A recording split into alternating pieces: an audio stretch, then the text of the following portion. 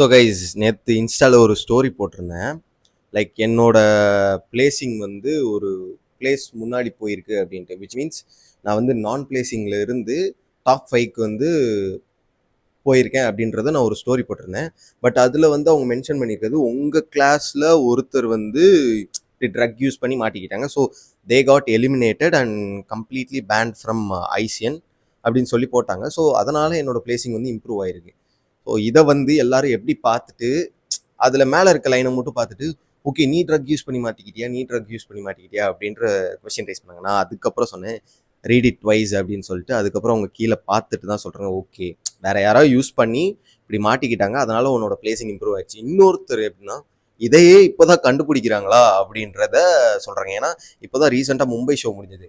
ஆனால் கோவா ஷோவோட ட்ரக் ரிசல்ட்ஸே எனக்கு முந்தா நேற்று தான் வந்தது.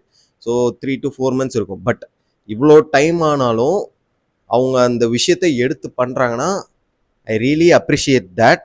அந்த கம்யூனிட்டிக்கு ஒரு லைக் எப்படி சொல்கிறது, ஓகே அவங்க ஸ்டாண்டர்ட்ஸ் ஹையாகவும் and they are keeping it alive.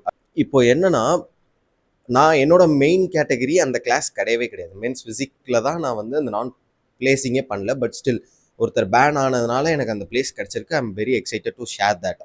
ஆனால் என்னோட மெயின் கேட்டகரி என்னன்னா, மென்ஸ் ஃபிட்னஸ் மாடல் தான். அதை நான் லேட்டராக தான் புரிஞ்சுக்கிட்டேன். லாஸ்ட் டைம் வந்து நான் கம்ப்ளீட் பண்ணும்போது, ஓகே நமக்கு எக்ஸ் டேப்பர் இருக்குது, ஃப்ரேம் இருக்குது, அதனால நம்ம கம்ப்ளீட் பண்ணலாம். பட் அங்கே போனால் தான் தெரியுது, எல்லாம் சைஸ் தான் ரொம்ப மேட்ரு. சைஸ் ரொம்ப பெருசாக இருக்காங்க, ஆல்சோ கண்டிஷன்டாகவும் இருக்காங்க. நான் என்ன சொல்கிறேன், இப்போ நீங்கள் நேட்டியாக இருந்தால் இட்ஸ் வெரி ஃபைன், ஓகே உங்களை பார்த்து இன்ஸ்பயர் ஆகலாம். பட் நீங்கள் ஒரு ஃபேக் நேட்டியாக இருந்துட்டு அந்த இடத்துக்கு வந்து மற்றவங்களுக்கு கிடைக்க வேண்டிய பிளேசிங்கையும் நீங்கள் தட்டி பறிச்சுட்டு போயிட்டு, நாளை பின்ன உங்களோட நேமும் ரொம்ப ஸ்பாயில் ஆகுறதுனால இது எதுக்கு பண்ணுறீங்க அப்படின்ற ஒரு கொஸ்டின் தான்.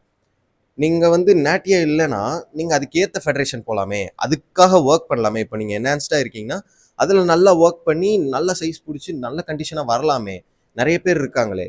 உங்களால் அந்த என்ஹான்ஸ் பண்ணியும் நேச்சுரல் லெவலுக்கு தான் நீங்கள் பண்ணுவீங்கன்னா, அப்போது நீங்கள் உங்களோட பொட்டென்ஷியலை முழுசாக யூஸ் பண்ணலன்னு தானே அர்த்தம். ஸோ ஒன்று நேட்டியாக இருந்தால் கம்ப்ளீட்டாக நேட்டியாக இருங்க. நேச்சுரல் லெவலில் எவ்வளோ புஷ் பண்ண முடியுமோ அவ்வளோ புஷ் பண்ணி அதுக்குள்ளே வாங்க. பட் என்ஹான்ஸ்டுன்னு போயிட்டிங்கன்னா அது ரிலேட்டடாக எவ்வளோ புஷ் பண்ண முடியுமோ அப்படி போங்க. பட் ரெண்டையும் மிக்ஸ் பண்ணி அங்கேருந்து நீங்கள் வந்து ரெக்கக்னைஸ் எப்படி வேணால் ஆகலாம். நீங்கள் வந்து உங்கள் நேம் ஸ்பாயிலனா கூட நீங்கள் ரெக்கக்னைஸ் ஆவீங்க, வெளியே தெரிவிங்க, நிறைய பேருக்கு தெரிவிங்க, இவர் இப்படி அப்படி இப்படின்னு போய்கிட்டே தான் இருக்கும். So what I'm telling is, நேச்சுரலாக இருக்க அத்லீட்ஸோட ஆப்பர்ச்சுனிட்டியை கிராப் பண்ணி அதை ஸ்பாயில் பண்ணிடாதீங்க, அவ்வளோதான்.